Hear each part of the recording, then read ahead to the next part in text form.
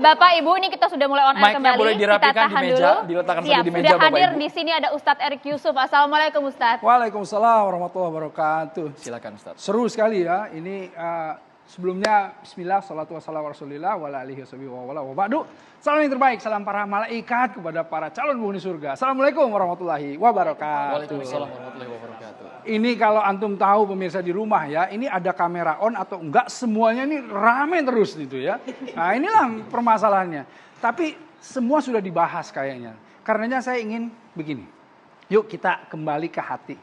Saya ingin tanya, kalau antum semua sebetulnya, jika seandainya ada orang yang disayangi, jika seandainya ada keluarga yang kemudian masuk ke dalam LGBT, bagaimana perasaannya? Senang? Mau? Atau mungkin berharap, aduh semoga ada LGBT atau gimana? Nah artinya kita sepakati dulu. Kalau kita sepakat bahwa hal seperti ini adalah perilaku yang menyimpang. Perilaku yang kita harus kemudian fokus untuk apa? Untuk membantu dia keluar dari permasalahannya. Ayo kita berarti sepakat. Ini harus kemudian kita persempit. Ya, ini sepakati dulu. Nah, bukan artinya kemudian kita itu juga mengeneralisir semuanya. Saya melihat begini. Ada hal yang kita itu harus perhatikan ketika lewat tadi atau sihab tadi, ya, apakah itu homoseks atau lesbian, itu kita dibuat semakin lama semakin permisif. Lihat, televisi kita pada masa lalu, bahkan kalau kita ingat TSI sampai dilarang. Kenapa? Karena itu dianggap mempromosikan, itu dianggap mengkampanyekan. Nah sekarang coba bayangkan, saking sangat permisifnya sampai mungkin, ya kita lihat sendiri. Nah ini yang mengkhawatirkan. Nah karenanya kalau kita sudah sepakat bahwa tadi Kiai Khalil sebutkan yang namanya fahisyah itu sebetulnya apa sih? Sebetulnya perbuatan yang keji, yang masuk juga ke yang namanya khaba'ith, sesuatu yang hina, sesuatu yang menjijikkan begitu. Yang kemudian kita harus kemudian menjauhkan itu semuanya. Artinya kita harus bersama-sama menempatkan itu pada tempatnya.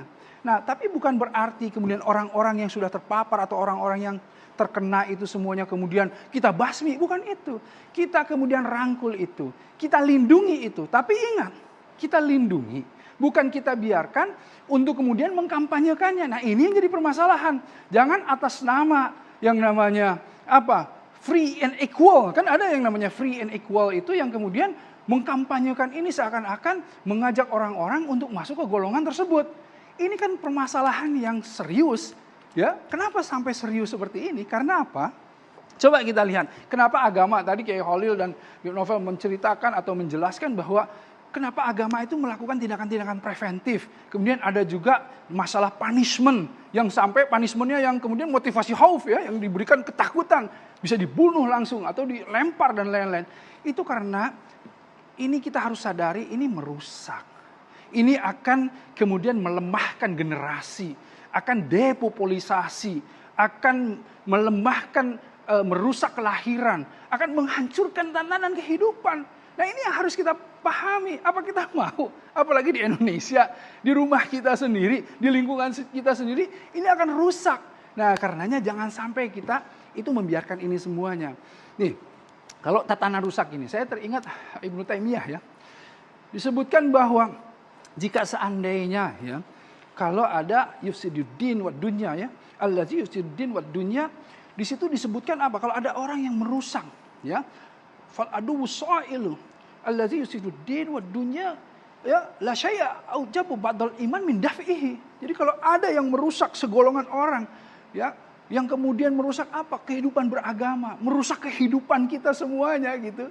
Ya tidak ada yang lebih wajib dari setelah iman itu apa? Untuk menolak. Karena kita sepakat untuk menolak itu. Dan kita harus bersama-sama.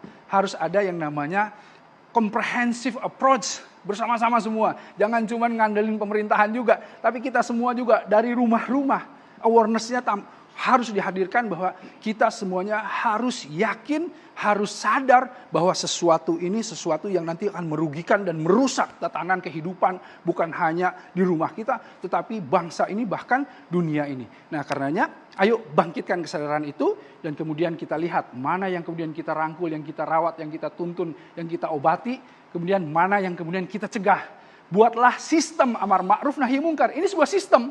Jadi bukan cuma ceramah, bukan, tapi sistem. Apa itu sistem? Ya legislatif bikinlah yang namanya kekuasaan penguasa untuk mengarahkan, untuk membuat agar supaya ini tidak berkembang pesat. Menurut saya seperti itu. Tapi tetap jangan kemudian kita bereaksi terlalu berlebihan. Karena apa? Karena bisa terjadi monsterisasi agama. Jadi apa? Agama seakan-akan dihadapkan bahwa agama tidak punya peri kemanusiaan. Hati-hati, jangan terjebak ke situ. Ya, karena yang mereka inginkan memang itu. Memang akhirnya dengan terorisme, dengan radikalisme, agama dihadapkan dengan apa? Dengan peri kemanusiaan, peri keadilan.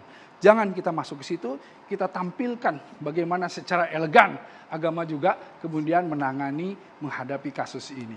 Wassalamualaikum warahmatullahi wabarakatuh. Waalaikumsalam warahmatullahi wabarakatuh. Terima kasih banyak warahmatullahi Ustadz Erik Yusuf, Pak Kiai Haji Holil Nafis, dan juga Bang Novel Bang Mumin, serta ada Pak Bukhori. Terima kasih. Ya, dan juga Prof. Harkisuti juga terima kasih atas waktunya tadi juga penjelasannya. Barata terima kasih, Gus Rofi juga terima kasih, pemirsa terima kasih juga atas perhatian Anda.